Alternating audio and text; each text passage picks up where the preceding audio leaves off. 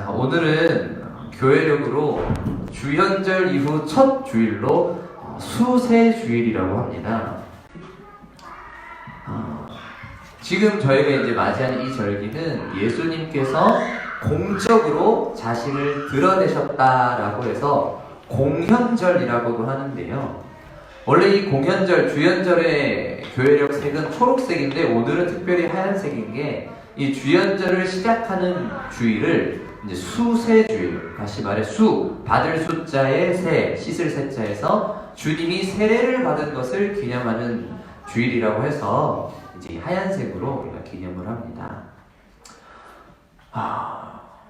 여러분들에게는 이 예수님께서 세례를 받으셨다라는 사실이 어떤 의미인지 잘 모르겠습니다. 큰 의미가 있나요?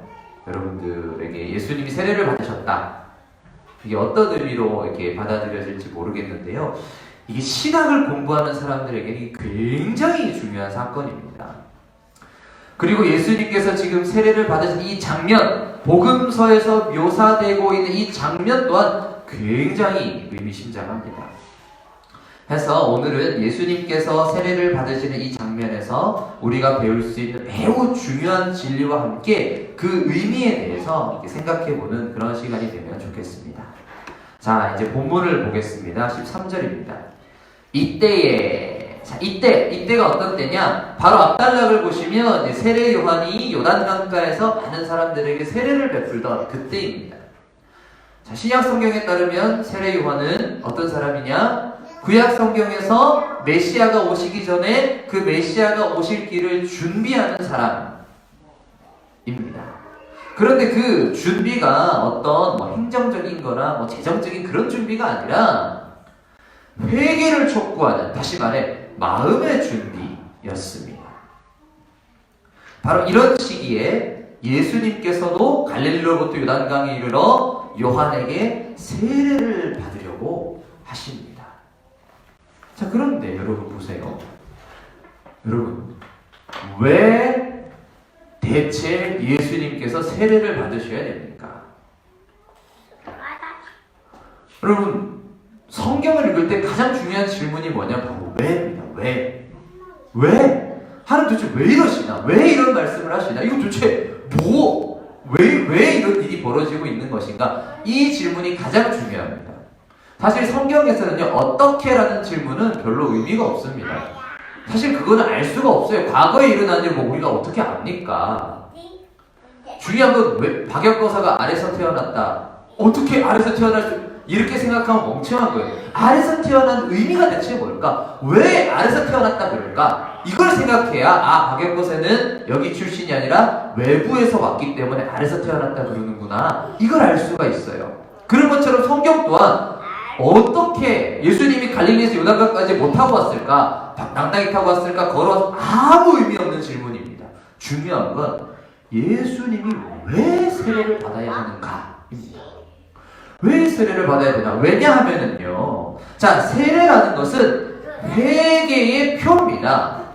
내가 회개를 받는다라는 이 사인이에요. 회개는 내가 마음을 돌이켜서 내가 죄로부터 떠나 하나님을 향해 이제는 살겠다고 다짐하는 사람한테 주는 외적인 표시입니다. 그런데 여러분, 예수님이 죄가 있으십니까? 아닙니다. 예수님은 죄가 없으십니다. 예수님은 죄가 없는, 지난주 우리 설교를 기억하시면 그분은 빛이십니다. 어둠 가운데 빛으로 비추었다고 요한은 이야기합니다. 태초부터 아버지 하나님과 함께 계셨던 그는 하나님이십니다. 그런데 죄가 없으신 하나님이신 그분이 왜 대체 세례를 받으러 나온가? 이게 우리가 생각해야 되는 질문입니다. 그러니까 당연히 14절 보시면은 요한이 말려 이르되 내가 당신에게서 세례를 받아야 할 터인데 당신이 내게로 오시나이까? 그러니까 지금 누구나 생각할 수 있는 질문에 대해서 마태가 지금 쓰는 거예요. 세례 요한도 그랬다. 아니, 내가 당신한테 세례 받아야지. 나는 인간이고 당신은 하나님인데 내가 당신한테 세례를 받아야지. 어떻게 당신이 나한테 세례를 받으러 오십니까? 자, 그런데 예수님이 이렇게 대답하십니다. 중요하겠죠? 15절입니다. 예수께서 대답하여 이르시되 이제 허락하라. 우리가 이와 같이 하여 모든 의를 이루는 것이 합당하니라 하시니 이에 요한이 허락하는지라. 자, 예수님의 대답이 무엇입니까? 우리도 이와 같이 하여 모든 의를 이루는 것이 합당하니라 입니다. 모든 의를 이룬다? 이게 대체 무슨 말일까요? 이게 바로 오늘의 첫 번째 포인트입니다. 자, 기억하시면서 이제 16절로 넘어가겠습니다.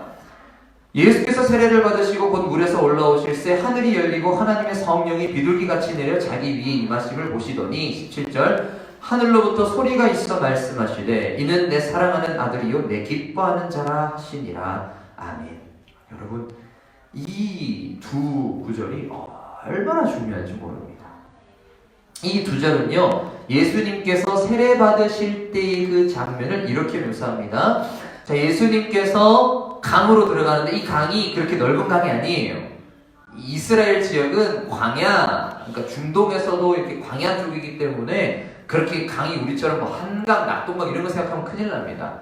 양산천이나 여기 되게 조그만 실기울 이런 느낌이에요. 그렇게 넓지 않습니다. 그래서 강에 이렇게 되고 강가에 이렇게 서면은 대충 그냥 건너갈 만한 정도인데, 강가에 예수님 이제 요단강의 강가에 이제 내려와서 강가에서 이렇게 머리에 물을 베푸고 이렇게 물에 푹 들어갔다 나오는 세례를 이제 받으려고 내려오셨다가, 요즘 우리 세례는 물을 이렇게 찍어 바르는 이제 살수레라고 이렇게 하는 물을 뿌리는 이런 거라면, 당시 이 세례는 침수레죠. 강 속에 몸을 완전히 푹 넣는 겁니다. 혹시 침례교회 같은 데 전통을 아시는 분은 어떻게 하냐면 이제 세례받은 사람이 이렇게 서 있어요. 목사님이 이렇게 머리를 잡고 이제 허리를 받쳐가지고 이렇게 푹 들어갔다가 다시 이렇게 확 나옵니다. 이렇게 하면서 당신은 이제 물에 들어가면은 당신의 옛 자아는 죽고 예수님과 함께 다시 사는 겁니다. 이러면서 이제 세례를 받거든요. 예수님도 그렇게 세례를 받으시는 거예요. 그렇게 세례를 받으시고 이제 물에서 이제 강에서 이제 올라오시는데 그때 하늘이 열리면서 성령이 비둘기같이, 비둘기처럼, 성령이 비둘기가 아니에요. 비둘기를 보고 성령, 이게 아니라 비둘기처럼이라는 말은 비둘기 같은 형태로가 아니라 비둘기가 날듯이. 근데 요즘 우리는 비둘기가 너무 싫잖아요. 비둘기 좋아하시는 분들이, 저는 되게 싫어하거든요.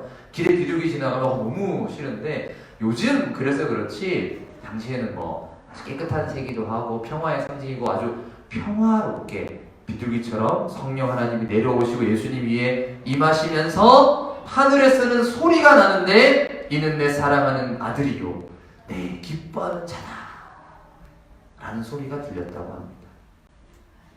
그러니까 이 두 절 안에 세례를 받으시는 아들과 그 위에 임하시는 성령 하나님과 하늘에서 말씀하시는 아버지 하나님, 이 세 분 하나님이 동시에 등장하는 것입니다. 바로 이게 오늘 두 번째 포인트입니다. 삼위일체죠. 두 번째 포인트는 삼위일체고요. 그리고 세 번째 포인트는 17절에서 하나님께서 하시는 말씀입니다. 마태복음뿐 아니라 모든 공간복음의 이 기자들은요, 예수님께서 세례를 받으실 때에 하늘로부터 이는 내 사랑하는 아들이요 내 기뻐하는 자다 라는 소리가 들렸다고 얘기를 합니다. 여러분 이게 사실은 진짜 그런 소리가 들렸겠습니까? 왜냐하면 마태도 마가도 누가도 그 자리에 없었어요. 없었지만 성경을 쓸 때 이것을 쓰는 것은 대체 무슨 의미인가? 이게 대체 왜 하나님께서 이는 내 사랑하는 이렇게 하셨을 리는 없는 것이고, 왜 이 구절을 썼을까? 이건 도대체 무슨 의미인가? 이것이 오늘의 세 번째 포인트입니다. 자, 그럼 이제 이 세 포인트를 각각 살펴보겠습니다. 우리 동수 형제가. 오늘 예수님의 이 세례 장면에서 우리가 기억해야 되는 세 가지 포인트는 이것입니다. 첫째, 예수님의 세례는 의를 이룬다. 둘째, 삼위일체. 셋째, 내 사랑하는 아들이요 내 기뻐하는 자다라는 말의 의미. 이 세 가지가 오늘 중요한 포인트인데요. 자, 먼저 예수님의 세례는 의를 이룬다. 자, 이건 도대체 무슨 말일까요? 자, 먼저 의를 이룬다는 말은요, 헬라어, 이 그리스어 뉘앙스로는 무죄 선언을 받다 이런 뉘앙스입니다. 무죄, not guilty. 죄가 없다. 이게 이제 의롭다라는 거예요. 우리나라는 의인이라 그러면은 항상 착한 사람, 지하철에 떨어진 사람 구해주면 의인이다 이러는데, 그게 아니라 헬라어에서 그리스에서 의를 이룬다, 의인이다라는 것은 죄가 없다, 무죄다 이런 뜻입니다. 그래서 우리가 많은 분들이 아시는 이신칭의, 믿음으로 의롭다함을 받는다라는 것을 우리는 믿음, 예수님의 이름을 내가 믿는다 그러면은 이제 죄가 없어지고 천국 간다 뭐 이렇게 생각하시는데요. 하지만 이건 단순히 그런 의미만 있는 게 아닙니다. 이걸 우리가 주로 이제 법정적 의미라 그러는데 이 법정적인 의미만 있는 게 아니에요. 여러분 전에 우리 제가 설교할 때 대림절 설교할 때 요셉 이야기할 때 기억하십니까? 마리아가 결혼도 하기 전에 아직 첫날밥을 치르기 전에도 임신한 걸 알고도 요셉은 어떻게 합니까? 그걸 그냥 조용히 드러내서 마리아 저 이상한 이렇게 안 하고 조용히 해결하려 할 때 그 요셉을 뭐라 그랬어요? 요셉은 의로운 사람이야. 여기서 의롭다라는 건 뭐냐면 단순히 법적으로 옳다 그르다 뿐만 아니라 하나님이 옳다고 여기시는 바대로 살아가는 것을 말합니다. 바로 긍휼과 사랑입니다. 롯이 시어머니에게 보였던 그 긍휼. 룻이죠. 죄송합니다. 왜 롯이라고. 룻은 시어머니 굳이 안 따라가도 되는데 나는 죽어도 어머니랑 같이 갈게요 했던 룻이 시어머니에게 보였던 그 긍휼과, 또한 보아스도 룻이랑 굳이 결혼할 이유는 없지만은 보아스가 또 룻과 결혼하여 나오미의 계보가 이어지게 한, 엘리멜렉의 계보가 이어지게 한 그 긍휼을 성경은 의롭다라고 하는 것입니다. 이게 구약과 신약 전체가 의미하는 의롭다는 것입니다. 예수님의 세례는 바로 이 긍휼을 이루는 것입니다. 그래서 예수님의 세례를 두고 신학적으로는 이런 표현을 씁니다. 인류의 죄악된 상태와의 결속 또는 연대라는 말을 씁니다. 인간이 죄의 상태에 있습니다. 우리 인간은 모두 다 죄라는 상태에 있어요. 이게 무슨 말이냐면은 여러분의 존재 자체가 그냥 다 썩었다 이게 아니에요. 왜냐하면 우리의 존재 자체는 원래 하나님의 형상입니다. 인간은 원래 하나님의 형상으로 지음 받았어요. 그런데 모든 인간은, 아담 이후로 태어나는 모든 인간은 죄라는 기본 디폴트 세팅에서 태어나는 거예요. 그렇게 세팅 값이 그렇게 되어 있는 겁니다. 그럼 이 세팅 값을 바꿔줘야 이게 기능을 똑바로 하는 거예요. 예를 들어 휴대폰이 출고가 됐는데 이 휴대폰이 기능이 엉망진창인 거예요. 전화도 안 되고, 그러니까 처음 날 때부터 비행기 모드인 거예요. 비행기 모드 아시죠? 전화 안 되는 거. 아니 휴대폰을 내가 받았는데 비행기 모드야. 와이파이도 안 터지고 전화도 안 되고 아무것도 안 돼. 아무 쓸모가 없는 휴대폰 상태인 거예요. 만들어질 때는 기가 막히게 만들어놨는데 이걸 뚫어줘야 될 거 아닙니까? 그게 뭐냐? 그게 예수님의 세례라는 거예요. 그러면 우리가 생각할 때에 뭔가 구원이라는 거는 되게 능력 많은 사람이 내가 너를 구원하면 해야 될 것 같은데 우리 기독교가 말하는 진리는 그게 아닙니다. 오히려 그 영광스러운 하나님께서 그 죄악된 자리로 내려오시는 거예요. 내가 여기 살다가 내가 깨달음을 얻었어. 내가 굉장한 진리를 너에게 가르쳐 주마가 아니라 나도 너희와 함께 할게. 내가 너의 자리에 내려갈게. 그게 바로 오늘 세례가 보여주는 인류의 죄악된 상태와 연대하시는 것입니다. 세례를 받는다는 것은요, 내가 죄인이라는 거예요. 누가 세례를 받으려 저는 죄인입니다 해야 세례 받으려. 내가 죄가 없으면 굳이 나 죄 없는데요 이러겠죠. 세례를 받으러 나온다면 내가 죄인이라고 표명하는 겁니다. 지금 예수님께서 세례를 받으러 강바닥으로 내려오시는 것은 바로 죄인의 자리로 내려오시는 거예요. 공개적으로 나도 너희와 같은 죄인이다 라고 선포하시는 겁니다. 그는 죄가 없으나 죄인의 자리로 내려오셨습니다. 그렇게 해야 그분이 십자가에서 죽을 때 우리의 죄값을 대신 치르실 수가 있는 거예요. 단순히 그가 하나님이시기만 하다면, 우리와는 멀리 떨어진 우리 아픔은 하나도 모르는 분이기만 하다면 어떻게 그분이 죽으실 때 우리의 죄값이 같이 날아갑니까? 그분은 그냥 하나님으로 죽었는데, 그분이 인간이어야만, 죄인인 우리의 손을 잡아주셔야만 우리를 데리고 가죠. 달리기를 하는데 우리가 자빠져 있어요. 달리기가 우리 자빠졌어. 근데 자기는 정확히 우사인 분들처럼 달려가서 야 따라와 빨리 일어나. 그것도 못 일어나냐? 이렇게 하고 있으면 그게 아니라 우리 주님 같이 오셔서 뒤로 오셔서 넘어진 우리 일으키시고 이긴 삼각 경기를 하듯 우리의 발을 묶고 손을 잡고 같이 뛰어주시는 것입니다. 이것이 바로 예수님의 세례가 의를 이룬다라는 말의 뜻입니다. 두 번째 포인트는 바로 그때 삼위일체 하나님이 동시에 한 화면에 한 앵글 안에 들어온다는 거예요.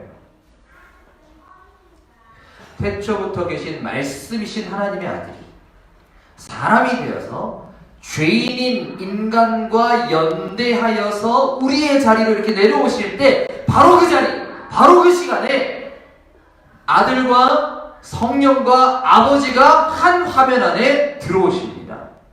이것은 단순히 예수님만 우리와 하나 되신 것이 아니라 성령과 아버지까지 삼위일체 하나님이 모두 함께 우리의 자리에 내려오셨음을 보여주는 것입니다. 여기서 잠깐 삼위일체에 대해 조금 설명을 드리겠습니다. 삼위일체를 영어로 표현하면 여러 가지겠지만 Three persons in one unity가 이제 제일 짧게 이제 표현해요. Three persons in one unity. 자, 다시 말해서 세 분이 한 통일성 안에 있다 이런 뜻입니다. 여기서 사람이 이제 갸우뚱 세 분이 하나님 한 분 아닌가요? 삼위일체는 세 분이 한 분이다 이런 뜻 아닌가요? 하는데 아닙니다. 만약 그렇게 알고 계셨다면 지금까지 조금 잘못 알고 계신 것입니다. 하나님은 세 분입니다. 라고 하나님 이단이다 이럴 수 있는데 이제 설명을 요것만 따가지고 얘기하면 이단 되는 거고요. 설명을 드리겠습니다. 여러분 우리는 하나님이 아니라 사람이기 때문에 하나님 세 분이다 라고 하면 자동적으로 완전히 분립되고 독립적인 완전히 분리되어 있는 세 존재를 생각합니다. 여러분 우리는요 지금 우리 물질계에 있는 것은요 어떤 물질도 동시에 같은 공간을 점유할 수가 없습니다. 분자 상태에서 다 이렇게 다 부딪히고 이렇게 하지 물질이라는 것이 그냥 쉽게 생각하면 사람이 같은 시간에 같은 장소에 두 사람이 같이 있을 수가 없어요. 옆에 있어야지. 이렇게 손을 맞잡고 있지 완전한 그 공간에 같은 시간에 동시에 같은 사람이 있을 수가 없습니다. 그래서 중세시대에는 그러면 천사는 있을 수 있나? 이런 게 엄청 논쟁이 있어요. 그래서 바늘 위에 천사는 몇 명 서 있을 수 있나? 이게 중세시대에 엄청 첨예한 논쟁이었습니다. 우리나라에서는 그 예속 논쟁이라 그래가지고 이게 누가 돌아가셨을 때 왕비가 상복을 몇 년 입어야 되냐 이거 가지고 엄청 그러니까 왕이 돌아가셨는데 그 왕의 어머니가 상복을 몇 년 입어야 되냐 이거 가지고 엄청 싸우고 수많은 사람이 죽었어요. 그게 예속 논쟁이었잖아요. 그런 것처럼 중세시대에는 이 바늘 위에 천사가 몇 명 서 있냐 이게 엄청 중요했습니다. 왜냐 이런 존재론적인 의문 때문에 그래요. 그렇다 보니까 우리는 맨날 이런 생각을 하다 보니까 동시에 세 존재가 같은 공간에 있다는 게 상상이 안 돼요. 그리고 또한 서로 다른 존재가 똑같은 능력을 가진다라는 것도 상상이 잘 안 됩니다. 서로 다른 존재가 똑같은 생각을 한다는 것도 우리는 알기가 어려워요. 여러분 부부는 뭐다? 일심동체다라고는 하지만 여러분 말이 그렇죠. 실제로 여러분 그렇습니까? 여기 부부이신 분들 많으시죠? 일심동체입니까? 진짜 세상에 제일 어떻게 보면 쓸모없는 말 아닌가요? 부부는 일심동체다? 아이고 같이 침대에 누워서 완전 딱 동상이몽이야말로 딱 맞는 말인 것 같아요. 생각이 다르고 살아온 삶이 다르니까 성격도 다르고 생각도 다르고 다 다르죠. 취향도 다르고 하다못해 음식 먹는 것도 누구는 닭다리 좋아하고 가슴살 좋아하고 이것도 다른데 어떻게 같겠습니까? 그러나 하나님은 그렇지 않습니다. 세 분이 각각 구별되는 다른 분이지만 세 분의 신적인 본질이 동일한 거예요. 그 신적 본질에 있어서 차이가 없는 겁니다. 제가 이걸 그래가지고 그 삼위일체 수업을 듣다가 교수님께 이렇게 물어봤어요. 제가 삼위일체가 잘 이해가 안 가는데 제 식으로 이해하면 혹시 교수님 이런 겁니까? 예를 들어 그리스 신화에 제우스가 있고 아폴론이 있고 헤르메스가 있다 칩시다. 거기도 제우스가 제일 아버지 신이고 그 아들 아폴론이 있고 지혜의 신이고 또 헤르메스가 그걸 전달하는 신, 뭐 이렇게 세 신이 있다면 이렇게 셋은 다른 신이에요. 제우스는 하늘의 신이고 뭐 천둥번개 신이고 아폴론은 뭐 지혜의 신, 선지 뭐 이런 거 있고 뭐 헤르메스는 전력의 신이고 포세이돈은 바다의 신이고 이런 게 있는데 제우스는 바다에 대해서 함부로 못해요. 자기 동생 포세이돈 거기 때문에 포세이돈아 내 말 좀 들어주라. 이렇게 해야 포세이돈이 이렇게 되는 거고 각각을 못하는데 이게 그리스 신인데 만약에 이 세 신이 신적인 능력이 있어서 동일하다면 그게 삼위일체입니까? 했더니 교수님이 맞습니다 하시더라고요. 우리는 지금까지 많은 분들이 하나님은 한 분이다 그리고 한 분이 막 얼굴만 다르게 하는 뭐 이상한 또는 몸은 하나고 대가리는 세 개인 이상 괴물 같은 아닙니다. 제가 말씀드렸죠. 한 달 전쯤에 하나님의 교회 사람을 우리 밑에서 만났는데 그 사람들이 그렇게 믿어요. 제가 이 얘기를 했더니 저보고 무슨 장로교회 목사가 삼위일체를 부인하냐 이러면 저한테 자꾸 욕을 하는 삼위일체를 부인하는 게 아니라 이게 삼위일체입니다 여러분. 한 분이 과거에는 구약에는 여호와고 이 복음서에는 예수고 나중에는 성령 아닙니다. 이게 역사적 양태론이라고 하는 이단이에요. 한 분이 직장에 가면은 뭐 누구고 뭐 여기 가면 아버지고 여기 가면 집사님이고 그래서 이게 삼일 역할이 이건 기능론적 양태론이라고 해요. 이것도 아니고 이것도 이단입니다. 하나님은 세 분이에요. 구분되는 세 분입니다. 그런데 그 세 분이 신적인 본질이 동일하다는 것입니다. 그럼 이 신적인 본질이 뭐냐? 이 신적인 본질은 무한성을 말합니다. 무한성. 시간적으로 무한한 것을 이제 영원이라고 그러고 영원성.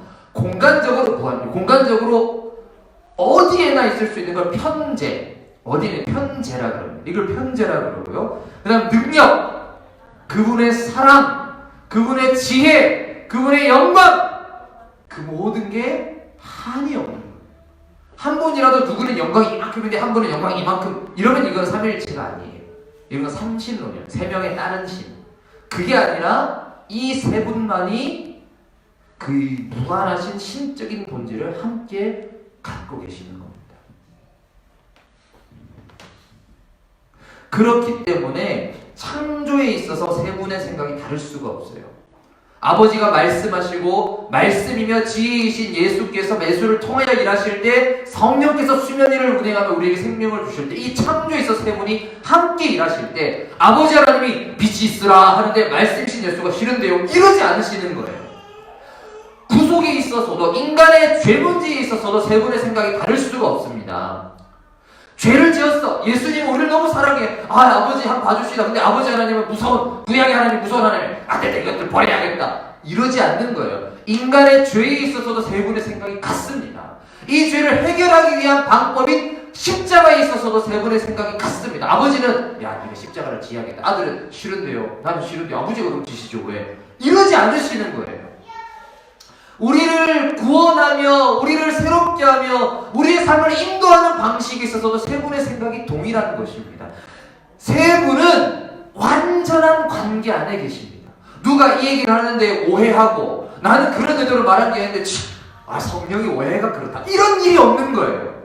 그래서 고린도전서에 보시면 성령은 하나님의 깊은 곳까지 통달하신다 이런 얘기가 나오는 겁니다. 이게 그 얘기예요. 세 분은 다른 분이지만 세 분은 완전히 서로 이해하고 완전한 사랑 가운데 있고 완전하신 관계 가운데 있습니다. 이게 세 분이 한 분이라는 말의 뜻이에요. 삼위일체라는 게. 서로 구별되는 세 분이 신성에 있어서 전혀 차이가 없다는 것. 세 분이 통일된 신적 본질을 공유한다는 것. 그래서 이 세 분만이 다른 어떤 존재나 개념과 구별되는 하나님이시라는 것, 이게 삼위일체입니다. 예수님의 세례는 바로 이 삼위 하나님이 우리와 함께 하신다는 사실을 보여주고 있습니다. 예수께서 인간의 자리로 내려오실 때 예수만 내려온 게 아니라 그 위에 성령이 오시고 거기서 아버지 하나님이 말씀하시는 삼위 하나님이 함께 등장하시는 장면을 통해서 우리 하나님이 죄인인 우리와 함께 하신다는 것을 성경은 보여주고자 하는 것입니다. 자, 그리고 이제 세 번째 포인트입니다. 바로 그때 하늘 아버지께서 하시는 말씀이 이는 내 사랑하는 아들이요 내 기뻐하는 자라입니다. 자, 아까도 이게 진짜 하늘에서 내 사랑하는 아들이요 아들이요 아들이요 이렇게 한 게 아니라고 말씀드렸죠. 그게 아니라 성경 이 복음서 기자가 이걸 쓴 거예요. 세례를 받는 예수를 통해 예수에게 하늘로, 그러니까 하나님으로부터 내려오는 어떤 이 칭호 또는 확증이 뭐냐, 이 자가 지금 어떤 자냐. 먼저 내 사랑하는 아들은 시편 2편 7절을 가져온 것입니다. 이게 이제 헬라어 성경에 보면은 이제 각주로 시편 2편 7절로 되어 있어요. 2편 7절 이렇게 말합니다. 내가 여호와의 명령을 전하노라. 여호와께서 내게 이르시되 너는 내 아들이라. 오늘 내가 너를 낳았도다. 자, 여호와 하나님께서 시편 2편의 화장, 시편 2편이라는 이 시를 이렇게 말하고 있는 사람이 나예요. 내가 여호와의 명령, 그러니까 여호와가 계시고 내가 여호와의 명령을 들었었는데 여호와가 나한테 뭐라 그러냐? 너는 내 아들이다. 이래요. 그럼 이 너가 이게 예수님이겠잖아요. 그런데 이 너가 누구냐? 6절을 보시면은 내가 나의 왕을 내 거룩한 산 시온에 세웠다 라고 말합니다. 자, 이 내 아들이다 하는 사람이 누구냐면은 여호와의 거룩한 산 시온에 세운 왕입니다. 이 시온이 뭐냐면은 예루살렘의 다른 이름이에요.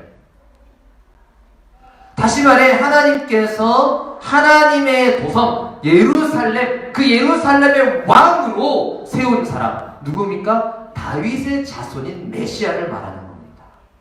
시편 2편 2절은 여호와와 그의 기름 부음 받은 자라는 표현입니다. 이 기름 부음 받은 자가 메시아죠. 자, 그래서 이제 사랑하는 아들이다 그냥 너는 내 아들이라 할 때 그 아들이 여러분 말하는 게 아니에요. 나를 말하는 게 아닙니다. 너는 내 아들이라는 예수님 보고 하는 말이에요. 그 사랑하는 아들은 다윗의 자손인 메시아를 말하는 것입니다. 그가 다윗의 자손 메시아다라는 얘기고요. 두 번째로 내 기뻐하는 자는 오늘 교회력 제1독서인 이사야 42장 1절입니다. 우리 찾기 어렵겠지만 동시에 PPT 따라가기 힘들겠지만 오늘 이사야 42장 1절 오늘 이제 교회력 그래서 교회력 독서가 이렇게 연결시켜 놓은 거예요. 내가 붙드는 나의 종, 내 마음에 기뻐하는 자, 곧 내가 택하는 사람을 보라. 자, 내 기뻐하는 자라. 근데 여기서 내 기뻐하는 자는 뭡니까? 뭐로 나옵니까? 이게 왕이 아니라 나의 종이에요. 여기서는. 아까 내 사랑하는 아들이다 이거는 왕입니다. 왕. 다윗의 자손. 우리로 치면은 전주 이씨. 다윗의 자손이란 말은 우리 식으로 하면 이성계의 자손, 전주 이씨 이런 뜻이에요. 왕의 계보로 내려온 메시아 왕이다라고 해놓고 내 기뻐하는 자다라는 말은 뭐냐? 하나님의 종이라는 거예요. 종, 노예예요. 근데 그는 어떤 종이냐? 내가 나의 영을 그에게 주었은지 그가 이방의 정의를 베풀리라. 그는 하나님의 영, 곧 성령을 받아 이방 땅에도 정의를 베풀 사람입니다. 그러니까 지금 이 두 표현은요 굉장히 상반된 표현이에요. 내 사랑하는 아들은 다윗의 자손으로서 이스라엘의 왕입니다. 이스라엘의 왕으로서 이스라엘을 괴롭게 하는 이방 나라의 압제로부터 우리를 구원해 줄 왕인데, 그런데 여기서 내 기뻐하는 자는 왕이 아니라 종이에요. 왕으로서 우리나라를 구원할 왕이 아니고 이 기뻐하는 자는 종으로서 우리나라뿐만 아니라 모든 열방에 정의를 베푸는 사람입니다. 완전 다른 사람이에요. 근데 이 선지자는 어떠냐? 42장 2절을 보시면 그는 교만하지 않습니다. 목소리를 외치거나 지금 저처럼 이렇게 고래고래 고함지르거나 하지 않아요. 그는 교만하지 않고요. 3절을 보시면은 그는 상한 갈 때, 이게 너무 잘 아는 노래잖아요. 그는 매정하지 않습니다. 상한 갈 때 상했네 꺾어비자 이렇게 하지 않는 거예요. 꺼져가는 등불을 초라한 등불 보고 끄지 않는 매정하지 않습니다. 그리고 그는 긍휼과 진실로 정의를 행할 것인데요. 42장 4절을 보시면 또 이런 말, 쇠하지 않고 낙담하지 않고 정의를 세우는데 섬들이 그 교훈을 앙망한다. 여기서 섬은 뭐냐면 이스라엘의 지중해 이 동쪽에 있잖아요. 이 섬들은 지중해 점점이 있는 그 섬들을 이제 떠올리게 만들어요. 뭐 크레테 섬이나 뭐 키프로스 섬이나 아니면 여러분 뭐 산토리니 산토리니 가보셨나요? 저는 가봤는데 죄송합니다. 그런 섬들, 지중해에 대한 점점이 떠있는 섬들의 이미지를 통해 무엇을 상징하느냐? 이 세상 가운데 흩어져 살아가는 하나님의 백성들, 이 땅 가운데 섬처럼 외롭게 흩어져 있는 모든 백성들에게 하나님의 이 정의를 세워갈 거라는 것입니다. 다시 말해, 그는 이스라엘의 왕으로서 이스라엘을 구원할 뿐 아니라 온 세상에 하나님의 긍휼과 정의를 나타낼 사람인 것입니다. 그런데 그 온 세상에 하나님의 긍휼과 정의를 어떻게 나타낼 건가? 바로 죄 없으신 분이 죄인의 자리에 내려와 세례를 받으심으로써 하나님의 긍휼이 어떤 건지, 우리를 어떻게 불쌍히 여기시는지를 보여주는 것입니다. 이것이 바로 예수님의 세례가 우리에게 주는 의미입니다. 이제 말씀을 맺겠습니다. 주 안에서 사랑하는 하나님의 가족, 우리 백성 된 여러분, 오늘 설교는 좀 신학적인 개념이 너무 많아가지고 좀 어려우셨을지도 모르겠습니다. 하지만 예수님의 세례는요, 그만큼 중요한 사건입니다. 굉장히 중요한 사건입니다. 이 사건을 통해 하나님의 의, 곧 하나님의 긍휼이 드러났습니다. 삼위 하나님께서 죄인인 우리를 버려두지 않고 함께 하신다는 사실을 우리가 이 세례 장면을 통해 확인할 수 있습니다. 오늘 여러분이 혹시 다른 거는 좀 잊어버리신다고 해도 이 사실만큼은 꼭 기억하시길 바랍니다. 여러분, 하나님이 우리와 함께 하십니다. 하나님이 여러분과 함께 하십니다. 여러분의 모든 순간 가운데 하나님께서 함께 하십니다. 비록 우리가 죄인이라 할지라도 하나님은 우리를 버려두지 않습니다. 여러분이 좀 모자라고 연약하고 생각이 짧고 여러분의 행동이 뭔가 좀 부족하고 여러분의 그 어떤 결정이 되게 너무 잘못된 결정이었다 하더라도 네가 했다 이거 네가 책임져라 하지 않으신다는 거예요. 그분은 구름 저 멀리 구름에서 야 임마 똑바로 안 해? 내가 뭐라 했어? 내가 10개를 안 가르쳐줬어? 똑바로 안 해 임마? 이렇게 하시는 게 아니라 내가 너와 함께 할게. 비록 너희는 끊임없이 나를 멀리하고 끊임없이 넘어지고 끊임없이 실패하지만 내가 너와 함께 할게. 내가 그 자리에 같이 내려갈게. 내가 너의 손을 잡아 일으켜주고 함께 걸어갈게. 이것이 성경이 말하는 우리 하나님, 우리가 믿는 우리 하나님이십니다. 중요한 건 이걸 여러분이 믿으시는 겁니다. 이거를 신뢰하는 것입니다. 여러분, 이 자리에 앉아 계신 분은 누가 그렇게 선하고 거룩하고 그렇겠습니까? 저도 마찬가지죠. 저도 어리석은 결정을 할 때가 너무 많고 저도 그저 욕망에 흔들리는 이제 37살 된 대한민국 한남입니다. 저도 똑같아요. 목사라고 해서 그렇게 아닙니다. 다만 저는 이 하나님의 말씀을 알고 이 하나님의 말씀을 믿고 또한 저의 개인의 아는 분 아시지만 이제 저희 어머니가 제발 그 얘기 좀 하지 말래요. 제 삶의 그 순간들 속에 저와 함께 하신 하나님을 저는 만났기 때문에 지금도 그분을 신뢰하고 사는 거예요. 저는 이 하나님을 여러분이 만났으면 좋겠습니다. 우리 푸른나무 교회에서 함께 신앙생활 하시면서 이 하나님을 만나고 이 하나님과 함께 늘 동행하며 그 하나님의 사랑 가운데 그 긍휼 가운데 참된 평안과 위로 가운데 사는 저와 여러분이 되기를 주님의 이름으로 축원합니다. 기도하겠습니다.